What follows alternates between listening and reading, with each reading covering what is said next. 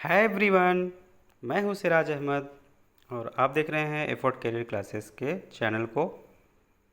जो स्टूडेंट अभी नीट के लिए बहुत सोच में पड़े हैं कि क्या करें कैसे तैयारी करें, तो प्लीज़ वो लोग सबसे ज़्यादा अभी क्वेश्चन प्रैक्टिस पे ध्यान दें और साथ साथ में रिवीजन भी ज़रूरी है।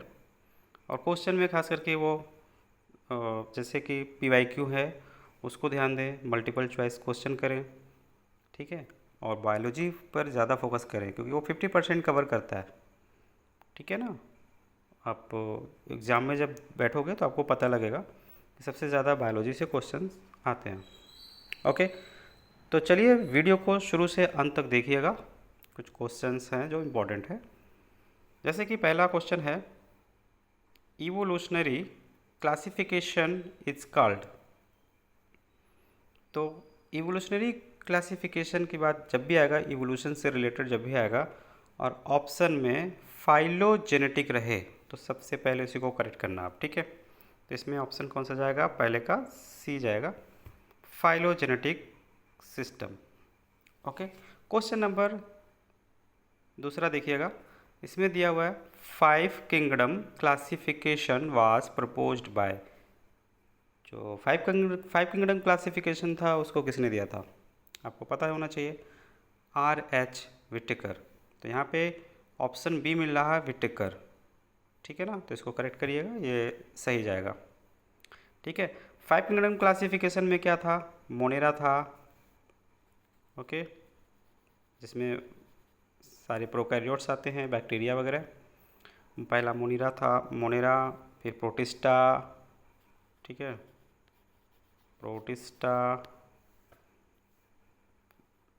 फिर उसके बाद में फंजाई था, फंगी जिसको कहते हैं, ठीक है। फिर चौथा प्लांटी, पांचवा एनिमलिया, ठीक है ना। ये 5 किंगडम क्लासिफिकेशन में आते हैं, ठीक। मोनेरा में सारे बैक्टीरिया आएंगे, प्रोटिस्ट आएंगे, यूनिसेलुलर, वो भी कैसे, यूकैरियोट्स। और मोनेरा में प्रोकैरियोट्स आते हैं, ठीक है, यूनिसेलुलर प्रोकैरियोट्स। प्रोटिस्टा में पता ही होगा आपको, यूनिसेलुलर यूकैरियोट्स आते हैं, सिंगल सेल वाले। फंगी में सारे फंगी आएंगे, ठीक है। प्लांटी में सारे प्लांट्स आएंगे, चाहे वो लोअर प्लांट हो या हायर प्लांट्स हो, ठीक है। एनिमलिया में सारे एनिमल्स आते हैं। और प्लांटी एनिमलिया का अगर बात करें तो प्लांट किंगडम जो है उसमें पूरे प्लांट्स वगैरह वगैरह आते हैं, ठीक है। एनिमलिया में, एनिमल किंगडम में सारे एनिमल्स आते हैं। ओके, क्वेश्चन नंबर दूसरे का भी तो आपको पता चल ही गया। क्वेश्चन नंबर 3 देखिएगा, 3 में कौन सा आएगा? थर्ड में, इन 5 kingdom system the main basis of classification is. जो 5 किंगडम क्लासिफिकेशन सिस्टम था इसका मेन बेसिस क्या था? तो भैया सबसे इजी था, क्या था उसमें? न्यूट्रिशन के बेसिस पे था, तो न्यूट्रिशन ये ऑप्शन करेक्ट जाएगा, ठीक है। Next question number 4, most of the unicellular organisms are kept under, ठीक। तो यूनिसेलुलर ऑर्गेनिज्म्स जो होते हैं, अभी थोड़ी देर पहले मैंने बोला था कि यूनिसेलुलर प्रोकैरियोटिक में होते हैं और यूकैरियोटिक में भी आते हैं, ठीक है ना। तो मोनेरा क्या होता है? प्रोकैरियोटिक, यूनिसेलुलर आएगा तो ये जाएगा करेक्ट। प्रोटिस्टा भी है इसमें, दोनों जाएगा करेक्ट है, ठीक है। Okay, next question number 5, ciliates. Ciliates मतलब जिसपे सिलिया पाया जाए, ठीक है। Ciliates differ from all other protozoans in. क्या होगा भाई? सिलिएट्स में प्रोटोजोन्स जो होते हैं, इस प्रोटिस्टा में ये पाए जाते हैं, ठीक है ना। तो जैसे आप ध्यान दे सकते हैं, ये पैरामीशियम का एग्जाम्पल, पैरामीशियम जो होता है उस पर सिलिया पाया जाता है, ठीक है ना। लेकिन इसके पास में न्यूक्लियस होता है, एक छोटा न्यूक्लियस होगा और एक बड़ा न्यूक्लियस होगा, ठीक है ना। तो छोटे न्यूक्लियस को माइक्रो न्यूक्लियस कहेंगे और बड़े वाले को मैक्रो न्यूक्लियस कहेंगे, ठीक। तो दो टाइप के इसमें न्यूक्लियस खास करके देखे जाते हैं, पाए जाते हैं पैरामीशियम में, ठीक है ना। तो पांचवें का अगर बात करें तो इसमें ऑप्शन कौन सा जाएगा, having two types of nuclei. Nuclei क्यों लिखा गया, क्योंकि जब एक से ज़्यादा न्यूक्लियस होंगे तो उसको न्यूक्लियाई वर्ड देंगे, ठीक है, प्लूरल होगा। चलिए क्वेश्चन नंबर 6 देखिए भाई, चलिए क्वेश्चन नंबर 6 देखिएगा। Which of the following organisms are known as chief producers in the oceans, ठीक है ना। तो सबसे ज़्यादा क्या थे, क्राइसोफाइट्स का एग्जाम्पल है, अगर याद हो तो डायटम्स, इसको करना है, ठीक है। चलिए क्वेश्चन आगे का देखिए, question number 7, Which among the following is not a prokaryote? Question number 7 का कौन सा जाएगा, आप देख सकते हो, which among the following is not a prokaryote. Prokaryote इनमें से कौन नहीं है, नॉट दिया, ठीक है। तो आपको पहचानना होगा कौन नहीं है। तो भाई ऑसिलेटोरिया प्रोकैरियोट में आता है, नॉस्टॉक भी आता है, माइकोबैक्टीरियम आता है। तो इसमें से ऑप्शन कौन सा करेक्ट जाएगा, सैक्रोमाइसिस। सैक्रोमाइसिस किस में आता है, फंगी में आता है, ठीक है ना। Okay question number 8, very very important, ऐसे टाइप के क्वेश्चन आते हैं खास करके नीट के अंदर, ठीक है। अब इसमें मैच करना भाई, match column first with column second and select the option.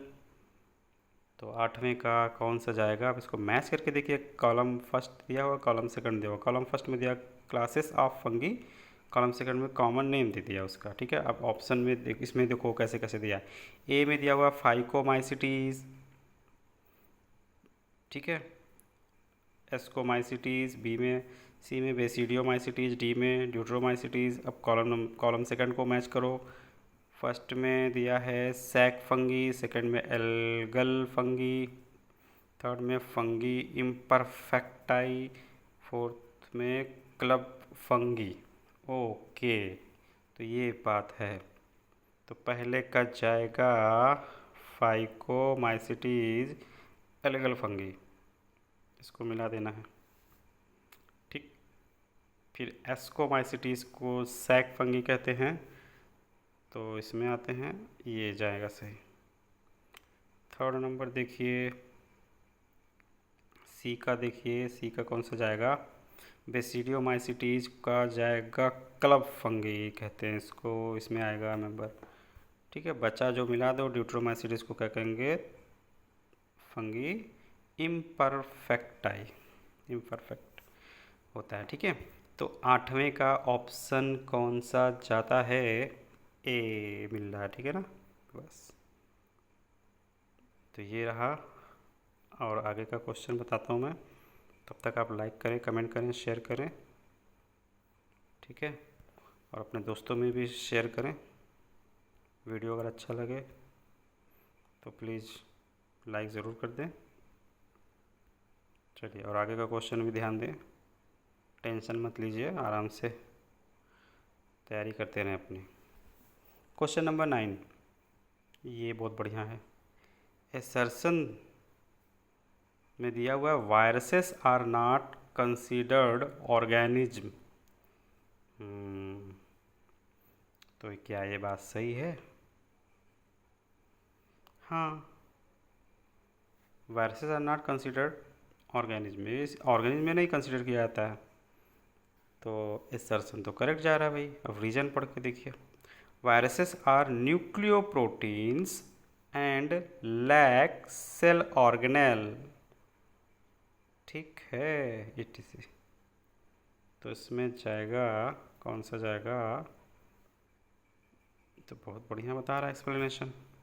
Nucleoprotein भी होता है, लैग सेल ऑर्गेनेल्स भी होते हैं। हाँ, तो इसमें न्यूक्लियोप्रोटीन में DNA हो सकता है या RNA हो सकता है। लैग सेल ऑर्गेनेल तो होता ही नहीं है।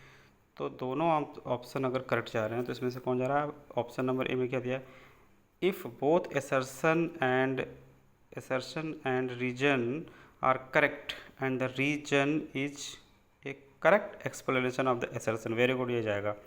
बहुत अच्छे से बता रहा है, उसका एक्सप्लेन कर रहा है। ठीक है, तो 9 का ए गया ऑप्शन करेक्ट। ठीक है, 10वां देखिए, विच of the following statements is not correct for viruses? कौन सा करेक्ट नहीं है? तो करेक्ट में देखिए भाई, स्टेटमेंट्स पढ़िए। वायरसेस आर ऑब्लिगेट पैरासाइट्स, बिल्कुल सही है। ढूंढना क्या है? Not correct.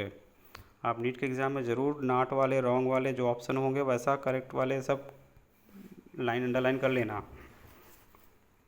ताकि ध्यान रहे कि क्या पूछ रहा है। ठीक है, क्वेश्चन में ऑप्शन बी में दिया हुआ viruses can multiply only when they are inside the living cells. Very good. जब लिविंग सेल के अंदर एंट्री करते हैं वायरसेस तो वो कैसे एक्ट करते हैं? लिविंग की तरह एक्ट करते हैं, लेकिन जैसे ही लिविंग सेल से बाहर होते हैं वो कैसे काम करते हैं? डेड की तरह काम करते हैं, डेड मटेरियल की तरह, जैसे बॉडी होती है, सेल होती है। इसलिए इसको लिविंग नॉन लिविंग के लिंक कहते हैं, इसको link between living and non living cell जैसा होता है। ठीक है ना, तो ये भी करेक्ट है। और ढूंढना क्या है? Not correct. क्वेश्चन नंबर 10 का सी ऑप्शन देखिए, viruses can not pass through bacterial filters. अरे भाई, वायरस तो छोटा होता है, बैक्टीरियल फिल्टर से इसको क्या कर सकते हैं? उस फिल्टर्स जो होते हैं जिसमें बैक्टीरिया पास नहीं होता, उसमें वायरस कर सकता है। तो ऑप्शन कौन सा जाएगा करेक्ट? 10 का सी जाएगा, क्योंकि वो जो फिल्टर प्रूफ होता है, बैक्टीरियल फिल्टर प्रूफ, उससे भी पास किया जा सकता है किसको? वायरसेस को। ठीक है, ये वायरस छोटे होते हैं, बहुत ही छोटे हैं, इसलिए वो पास हो सकते हैं। तो इसलिए ऑप्शन इसमें कौन सा गया करेक्ट? 10वें का सी। ओके, तो वीडियो अगर अच्छा लगे तो लाइक करें, कमेंट करें, शेयर करें और अपने दोस्तों में भी शेयर करें। तो आगे के अगर वीडियो चाहिए जो भी अच्छे जिस भी टॉपिक पे, तो आप प्लीज़ कमेंट में ज़रूर डालें। Okay, thank you, bye.